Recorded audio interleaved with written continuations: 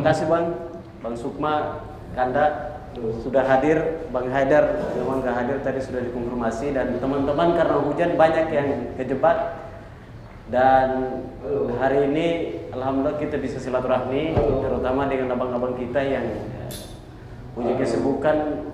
Harusnya di hari Minggu ini mereka dengan istri dan anak tercinta, tapi luar biasa karena aktivis dan hari ini bisa hadir. Kita JCC Network Bang, jadi sebelumnya hari ini memang cuman kita mau launching program kita yaitu Teras JCC Bang. Jadi awalnya flyer jalan itu anak-anak kira JCC yang di Senayan.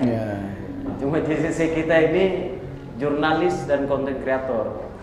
Nah, itu terasnya itu tempat di mana orang-orang berkumpul untuk diskusi. Mau apa aja kita diskusi. Jadi itulah lahirnya JCC, dan dari melihat perkembangan teman-teman aktivis hari ini, yang harus mereka lakukan itu sudah banyak diambil oleh artis, terus para komikan ini mereka ngambil alih itu. Nah, padahal dulu kalau bicara persoalan di zaman PSBY itu kan, kalau bicara persoalan gerakan itu rata-rata kan teman-teman aktivis. Kalau nggak LSM ya sudah aktivis gerakan lainnya, contoh di Cipayung. Tapi hari ini mereka jadi follower yang luar biasa ke para artis dan komikan ini. Makanya kami lihat wah ini nggak benar ini. Kalau kita diam saja ya lahirlah kita kumpul karena keseringan kita ini sering menulis di media online dan jadi konten kreator, ya udah kita harus punya wadah di mana ada teras kumpulnya teman-teman agar berdiskusi tentang problem kebangsaan dan pikiran-pikirannya. Sebelum itu untuk kita lanjut ke diskusi, Kakak Willy sebagai yang kami nobatkan sebagai koordinator JCC mungkin kasih sedikit ucapan selamat datang lah kepada abang-abang kita dan teman-teman yang hadir. Silakan Kakak Willy.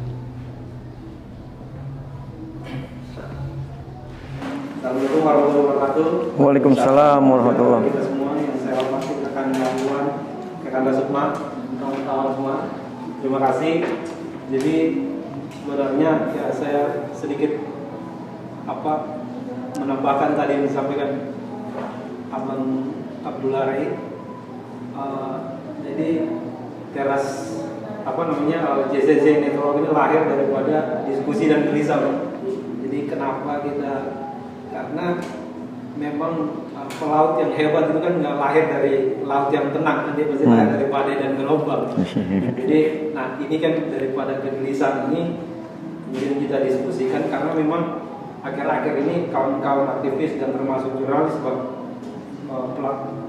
kita itu ketika kita mau sampaikan pemikiran kita yang untuk kemaslahatan orang banyak itu selalu terganjal di kepentingan oligarki dan kepentingan politik pemilik media.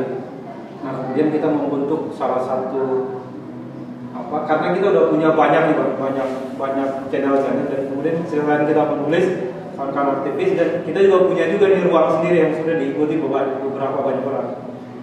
Nah karena kita udah punya ruang sendiri, akhirnya kita kumpulkan itu ada ruang bicara, ruang berita dan lain sebagainya.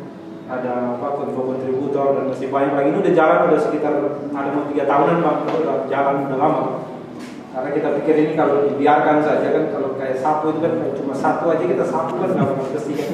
Jadi kita kumpulkan, kita satukan untuk biarkan yang ini untuk kita jadikan sebagai ruang di mana untuk memfasilitasi abang-abang dan kawan-kawan semua yang ingin bicara terkait persoalan politik, persoalan humanisme, persoalan ekonomi, dan persoalan-persoalan lain yang ketika kalau kita mau bicara itu kepentingan politik dan kepentingan yang media itu nggak mengizinkan. Nah kita mengizinkan itu karena ini ada ruang yang bebas sebenarnya. Karena kita selama ini merasa nggak bebas memang. Jadi kita kumpulkan itu semua, kemudian kita bangun ini yang namanya JCC Network. Nanti kita publikasikan di beberapa media platform, dan kita bangun jaringan wartawan juga ada, dan paling kita publikasikan di situ. Itu tujuan kita. Karena memang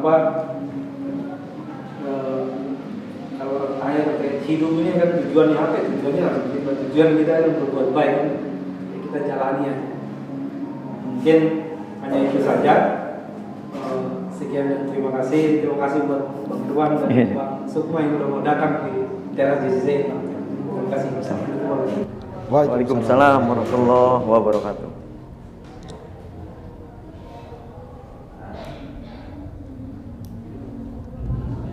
Tes 1, 2, 3. Oke, terima kasih Bang Willy. Dan kembali kawan-kawan, sekarang itu kan dari kemarin sebenarnya Bang Willy kadang-kadang masih mikir bahwa gelisah beliau ini soal apa yang beliau sampaikan, dan saya bilang bahwa sekarang kita nggak usah gelisah. Yang sekarang itu penting informasi sampai dan kita terakomodir dengan baik. Karena teman-teman hari ini masih butuh banyak ngumpul orang banyak. Saya termotivasi salah satu buku yang Bang Irwan ini kasih ke saya, Bang. Saya termotivasi itu bukunya Peter Beck. Larut tetapi tidak hanyut, sedikit tapi menggigit. Maka saya pikir JCC lahir, dan hari ini yang hadir di sini juga teman-teman cuma sedikit. Saya pikir gigitannya yang penting. Informasi yang sampai ke luar itu mereka bisa minimal dari 1000 orang yang nonton atau baca, minimal ada 50 yang sadar, itu kan sudah luar biasa, Pak.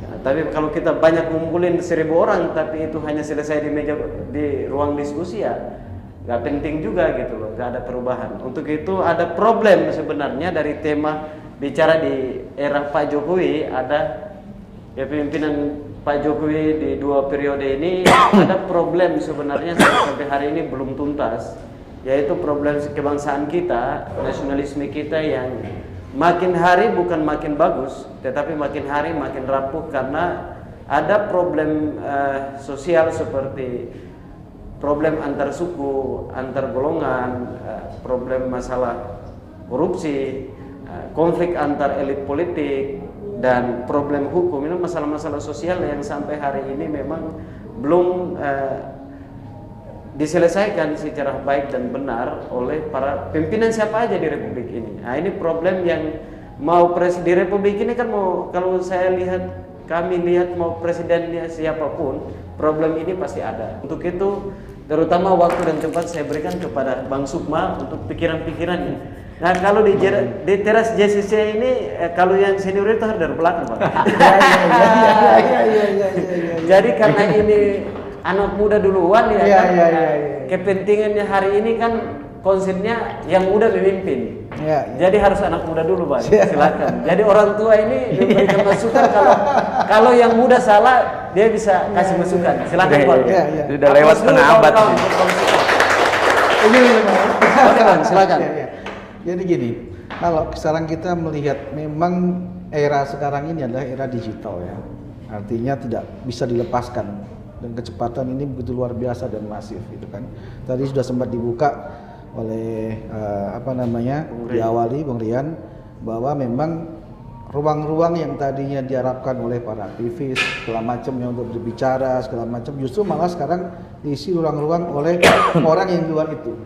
Banyak selebgram yang bicara mengenai, mulai menyinggung politik. Kemudian banyak komika dengan gayanya, kemudian sudah mulai menyinggung politik, gitu kan. Nah, ini penting sebenarnya gitu. Kalau kita mulai sadari bahwa sebenarnya juga pemerintah harus mulai menyambut hal ini, gitu kan. Karena memang digitalisasi ini menjadi satu metode, menjadi satu cara untuk berkomunikasi dengan cepat, gitu kan. Nah, yang jadi persoalan adalah sekarang ini bagaimana ruang digital ini diciptakan untuk kepentingan bangsa dan negara, ya kan? Ketika kita bicara tadi ada permasalahan nasionalisme, kebangsaan, dan ekonomi, ya kan? Ini juga harus menjadi hal yang perlu disoroti betul. Ketika bagaimana pemerintah atau negara ini mencoba untuk mengajak seluruh masyarakat memahami digital, kemudian mulai mengembangkan digital di setiap wilayah, gitu kan. Tapi tidak membangun basic yang namanya apa sih yang diharapkan oleh negara ini, gitu kan. Seperti semacam dibiarkan terbuka semuanya, gitu kan. Tapi belum ada arah yang mau dituju secara masifnya seperti apa. Artinya begini, kalau kita mau bicara membangun nasionalisme, metode ini perlu dipikirkan gitu loh dengan yang namanya media sosial ini. Apa yang mulai mau dibangun, ya kan? Apakah kemudian pemerintah menyiapkan infrastruktur khususnya yang ada korelasinya dengan masalah pendidikan misalkan. Pendidikan sekarang dengan berbagai macam perkembangan tidak harus juga secara langsung bersekolah, ada juga melalui media-media yang lain gitu kan. Tapi pertanyaannya apa yang mau disampaikan? Apakah sebatas hanya kurikulumnya tanpa disisipi yang namanya nasionalisme? Nah, problem kedua adalah begini, ketika kita bicara masyarakat diminta untuk melek teknologi, ya kan? Nah, ini kaitannya dengan masalah ekonomi. Masyarakat diminta untuk melek teknologi, kemudian bicara mengenai persatuan dan kesatuan, tapi tidak ada satu program yang diciptakan untuk mengarahkan ke sana. Seperti kita lihat, yang ada masyarakat ini menjadikan teknologi ini sekarang ini sebagai sumber untuk pendapatan, bukan sebagai sumber untuk mengaspirasikan pendapat ataupun menyampaikan pemikiran dan gagasan, tapi lebih kepada faktor ekonominya. Sehingga ketika konten-konten yang kemudian dibuat, kemudian apapun yang dilakukan, bahkan sampai di daerah pun sekarang orang sibuk menjadi YouTuber, orang sibuk menjadi blogger. Tapi motivasinya apa nih? Motivasinya adalah ekonomi. Gitu loh. Tidak ada motivasi yang mengarah kepada motivasi mengenai bagaimana ke depan bangsa ini, gitu kan. Nah, tapi juga tidak bisa disalahkan karena memang tidak ada ruang yang dibangun di sana. Gitu. Tidak ada satu, misalkan sekarang ini pemerintah sibuk dengan yang namanya literasi narasi lebih kepada radikal kemudian mereka sibuk untuk kemudian menanggulangi efek dari radikal melalui filter di media misalkan gitu kan. Tapi kan yang dibutuhkan apa nih? Jadi lompat-lompat gitu loh. Tidak ada satu semacam ide atau gagasan atau program yang memang terstruktur. Ketika kita bicara digitalisasi, teknologi, apa dulu nih yang mau dijadikan outputnya? Kita mau mengembangkan wawasan kebangsaan misalkan, kita mau mengembangkan nasionalisme, tapi siapa yang mau melakukan itu? Nah ini belum nih, itu kan? Mungkin nanti dari ini bisa lebih banyak berikan masukan. Cuman secara awal ini yang kita soroti adalah teknologi tidak bisa kita tinggalkan. Kecepatan digital harus bisa kita manfaatkan. Tapi seperti dengan yang dibahas dalam diskusi kali ini, arah kepada nasionalismenya apa? Gitu kan. Kemudian bagaimana caranya? Siapa targetnya? Kan gitu.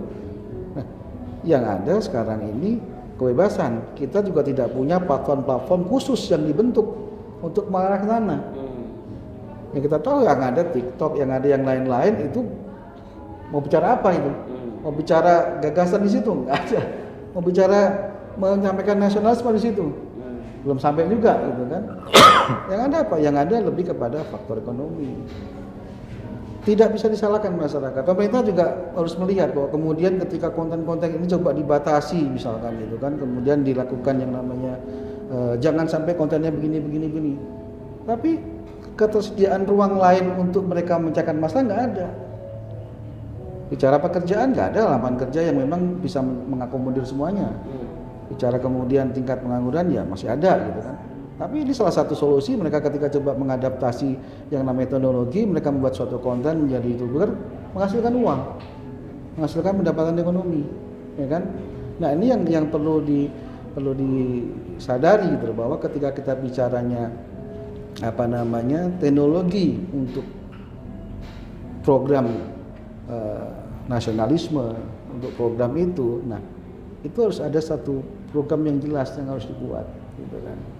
Sehingga program ini apa sih? Misalkan pemerintah membuat satu platform khusus misalkan gitu kan, yang kemudian di situ bisa dilakukan edukasi yang bisa di-blasting melalui pendidikan misalkan gitu kan. Itu kan menjadikan paling enggak itu semua orang itu mengerti dulu, mendengar. Ini kita sudah mungkin mulai makin hilang nih Ya kan kita bicara yang namanya Sumpah Pemuda, kepahlawanan. Tema-tema itu sudah hilang. Gitu loh. Tema-tema itu sudah hilang. Nah, apa namanya? Ini yang harus mulai dipikirkan dahulu. Oke Bang Sukma, Abang kan di Jakarta ya, artinya hari ini punya sebagai seorang aktivis Repdem ya, artinya punya tanggung jawab sosial yang hari ini mungkin hari ini Abang pikirkan, yang kita minimal dari hasil pikiran Abang minimal orang Jakarta ini ada dari 1.500 400 orang yang bisa bangun tidur bahwa iya ini yang harus kami lakukan. Apa kira-kira problem di Jakarta hari ini yang harus dibereskan oleh baik pemerintah DKI maupun pemerintah pusat? Gini, kita sendiri dari Repdem itu sudah mulai memikirkan dan mentransformasikan mengenai perkembangannya. Jadi ketika kemarin juga ada pembahasan di tingkat Dewan Pimpinan Nasional, itu sudah mengarah kepada yang namanya bagaimana mentransformasikan digital untuk advokasi. Artinya kalau kita bicara yang namanya turun ke masyarakat ke bawah, itu juga memerlukan waktu dan juga memerlukan banyak hal lah gitu kan, seperti itu.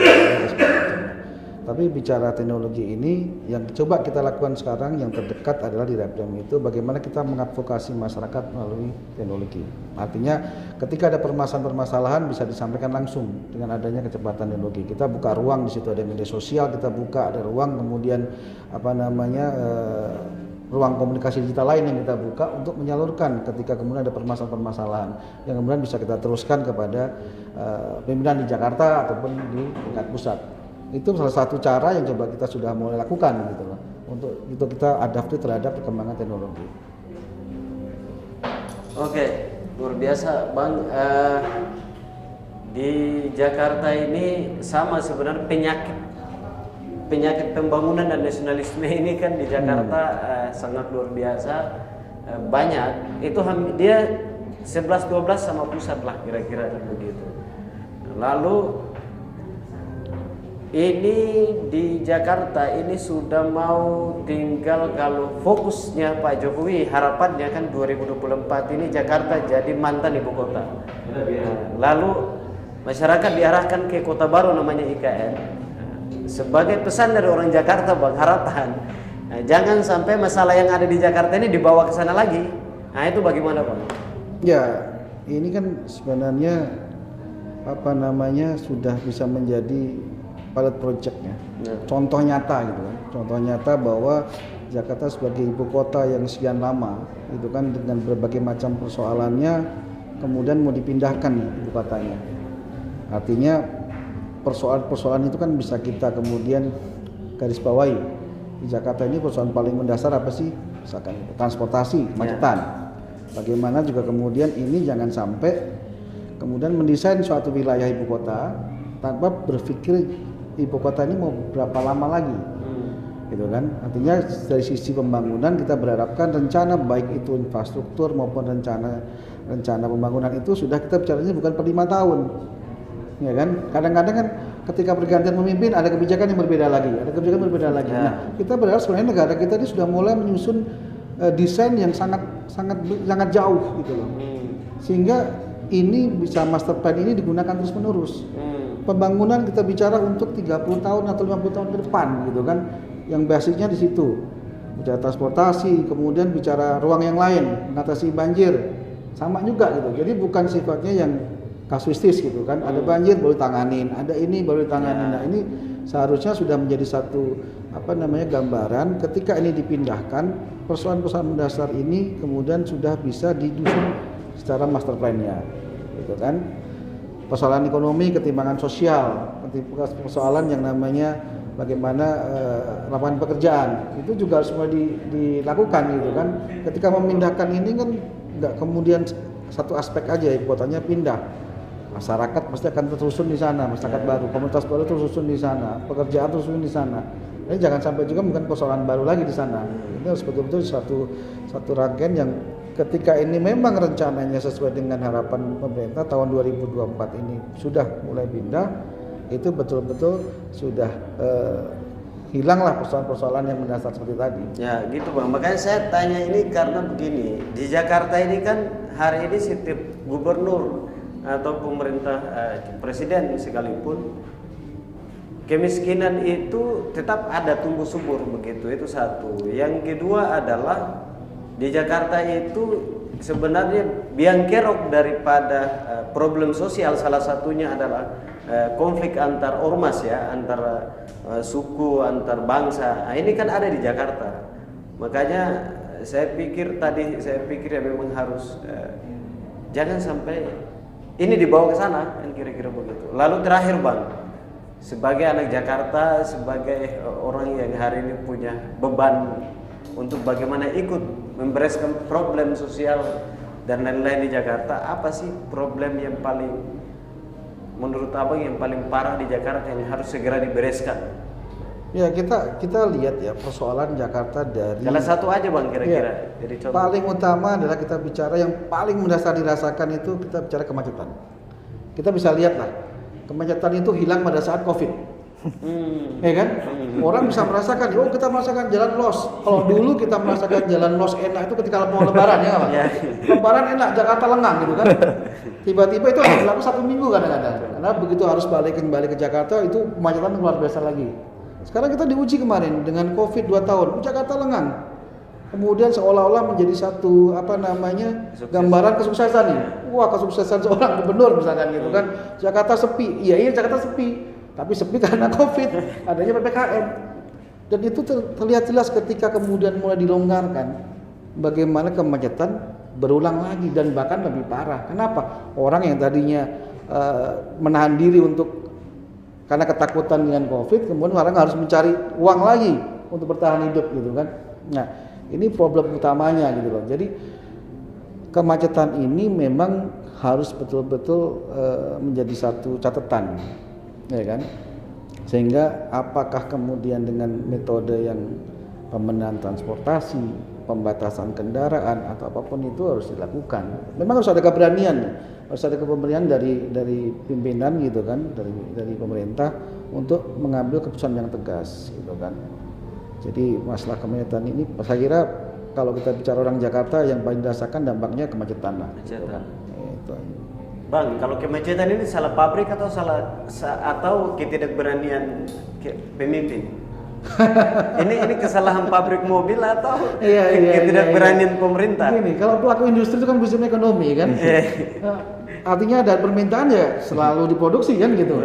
Nah, tapi harus ada satu langkah progresif lah gitu kan. Yang kita lihat selama ini upaya-upaya yang diambil itu bukan solutif secara menyeluruh, tapi sifatnya kita bisa bilang temporari lah. Misalkan bangun kemudian alternatif fasilitas umum, tapi berapa lama ini bisa kemudian mengakomodir kemacetannya? Berapa banyak yang bisa dilakukan? Bisa bertahan berapa lama gitu kan? Sedangkan infrastruktur yang digunakan itu sudah mengambil badan jalan lagi gitu kan, tanpa ada penambahan. Pembangunan yang kemudian juga tidak dipikirkan, misalkan pembangunan infrastruktur seperti mall segala macam yang jumlahnya sangat berdekatan gitu kan. Sebenarnya dampak-dampak ini yang harus mulai dipikirkan gitu loh, karena prinsipnya adalah perlu ada terobosan keberanian untuk sifatnya mengatasi kemacetan. Oke, terima kasih Bang Sukma.